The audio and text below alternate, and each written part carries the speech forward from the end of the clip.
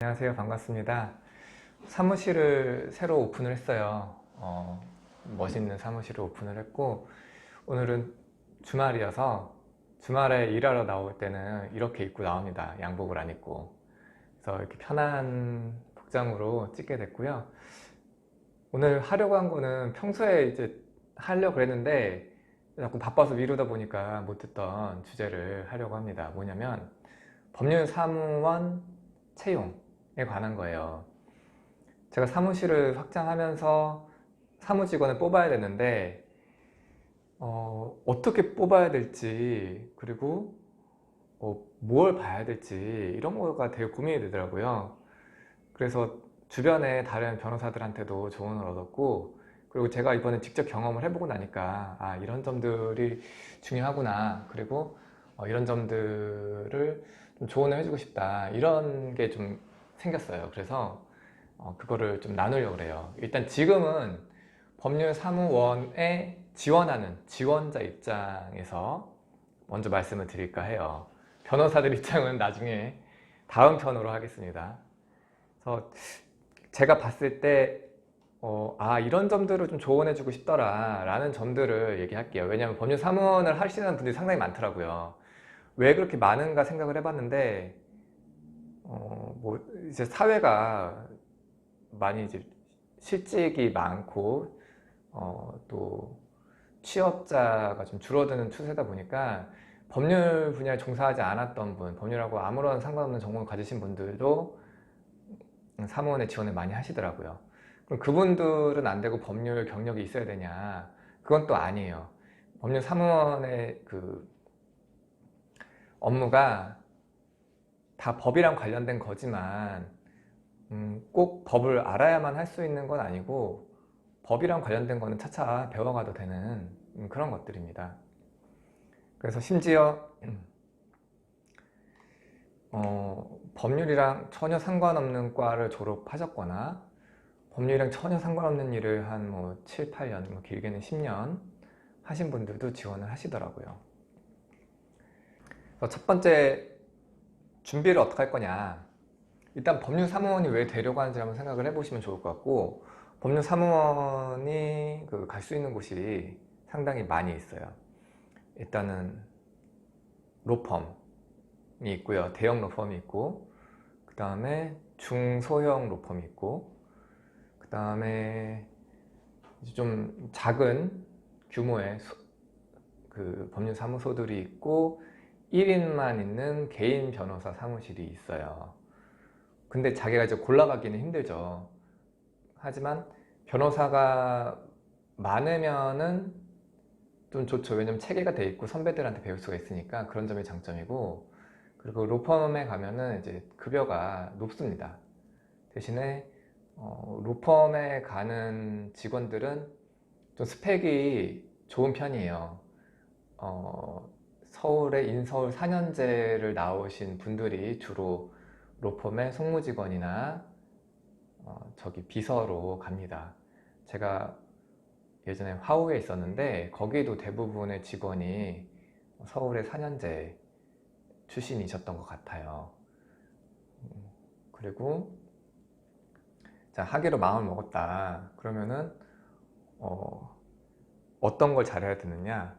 일단은 가장 중요한 거는 본인이 이해력이 좀 빠른지를 스스로 생각해 보셨으면 좋겠어요. 내가 어떤 걸 배울 때 저렇게 잘 흡수하는 편인가, 아니면은 똑같은 실수를 좀 반복하는가. 예를 들어서 한 번 실수는 할 수 있는데 그 실수가 이제 1년도 안 됐는데 반복이 된다. 그러면은 좀 실수를 많이 해도 되는 직종을 찾으시는 게 좋아요. 이쪽은 실수를 한 번 할 수 있죠. 할 수 있는데 똑같은 실수가 계속 반복되면은 그거를 사업자 입장에서는 견디기가 사실은 좀 어려워요. 너무 리스크가 크기 때문에. 예를 들어서 간호사 분인데 수술실에서 자꾸 똑같은 실수를 반복한다. 그러면은 환자 생명이 위독하잖아요. 그렇기 때문에 너무 중요한 일을 다루기 때문에 그렇게 같은 실수를 많이 하시는 분은 좀 어렵고, 그리고 좀 이해가 빠른 분들이 좋아요. 그러니까 내가 새로운 일을 배울 때 좀 빨리 배우는 편이더라, 그런 분들이 좀 적합합니다. 왜냐면 새로 배울 게 되게 많아요. 그렇기 때문에 처음부터 많이 배우고 들어올 필요는 없는데 들어와서 배울 게 많은 거예요. 그래서 변호사도 마찬가지고 법률 사무원도 마찬가지고 실제 실무를 하면서 배우는 게 엄청 큽니다. 이론으로 배우는 거랑 실무로 배우는 건 정말 달라요. 그래서 뭐 우리가 그런 거 있잖아요. 의학이랑 법학 같은 거, 이런 것들은 이제 도제식 교육이 많이 이루어지잖아요. 이게 그런 이유예요. 이 분야가 실제로 업무를 하면서 배워야 되는 분야이기 때문에 자기가 새로 얼만큼 잘 배우느냐, 이게 좀 중요합니다. 그리고 그럼 준비를 하는데 학원을 다녀야 되느냐, 제가 예전에도 얼핏 학원이 있다는 건 알고 있었는데 이번에 채용을 하면서 보니까 학원이 2군데 정도가 좀 유명한 데가 있더라고요. 아마 더 있을 거예요. 만약에 더 있는데 제가 몰라서 소개를 못 해드렸다 그러면은 저한테 알려주시면 제가 그 학원에 대한 정보를 이 영상 뭐 밑에다 달든지 설명에다가 따로 넣어 드릴게요. 일단 제가 이번에 하면서 알게 된 그 2곳이에요. 왜냐면 저는 별로 관심이 없었기 때문에 법률학원에 대해서 상관이 없었는데, 중앙법률학원이랑 대한법률학원이라는 이런 2군데가 있더라고요.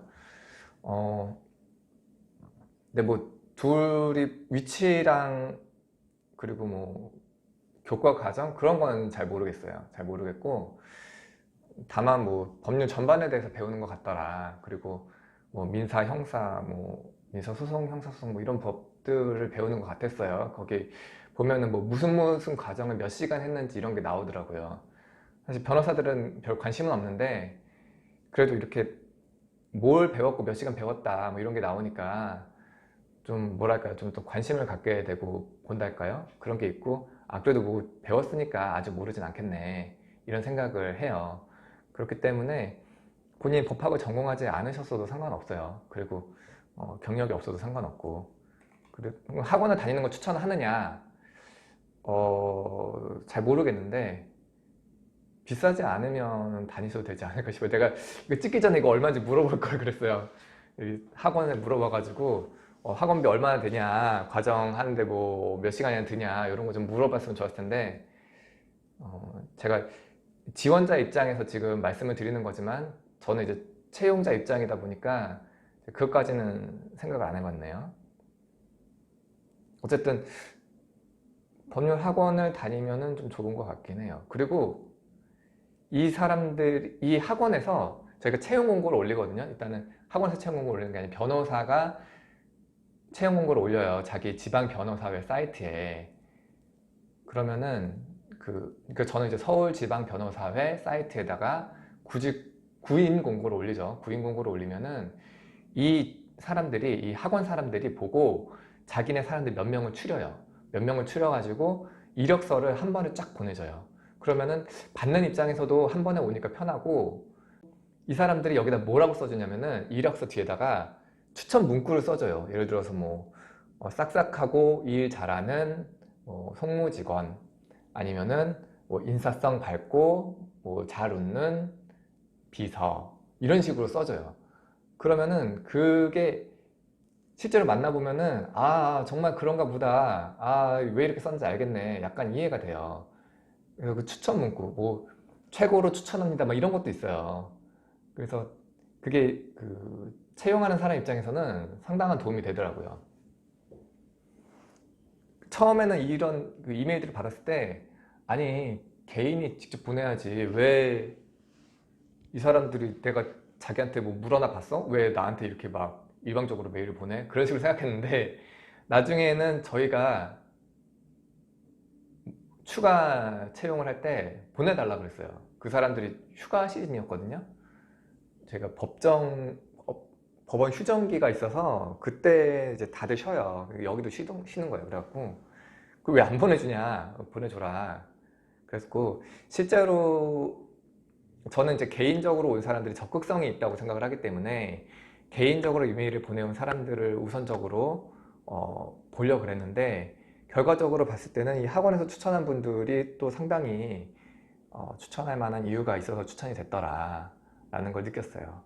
그래서 학원에서도 뭔가 열심히 하는 분들이니까 추천을 해줬겠죠. 왜냐면은 자기네 학원에서 수업을 듣는 사람들이 한두 명이 아닐 텐데 여러 명일 텐데 그 몇십 명 중에서 몇 명을 추려갖고 추천을 해준다는 거는 자기네도 뭔가 이유가 있어서 그랬을 거예요. 그리고 영 아닌 사람을 추천했다면 그 학원들에서도 아마 그 학원의 레퓨테이션이 떨어지겠죠. 예. 그래서 전혀 관심이 없었었는데 학원에 관심을 갖게 됐어요. 이번 계기로. 뭐 이제는 이제 당분간 다음에 뽑을 때까지 관심 가질 일 없겠지만 학원에 대한 그 PPL은 없습니다. 학원 사람도 한 번도 만나본 적도 없고 통화해 본 적도 없어요. 어디 있는지도 몰라요. 전화번호도 모르고. 그 다음에 학원을 꼭 안 나와도 일하는 데는 문제 없습니다. 걱정하지 마시고. 그 다음에 예, 어떤 자세를 배우느냐가 중요해요. 그리고 학원을 만약 다닌다고 했을 때도 지원을 할 때 졸업을 하고 지원하겠다 생각하지 마시고 수료를 하고 지원하겠다 생각하지 마시고 그냥 지원하세요. 학원 다니기 전이든 중간이든 수료 전이든 수료 후든 그냥 지원을 하세요. 지원해서 되면 취업되는 거고 취업 안 되면 계속 학원 다니면 되잖아요. 그러니까 그냥 지원하세요. 그리고 이제 이력서 쓰는 거에 대해서 잠깐 얘기를 할게요.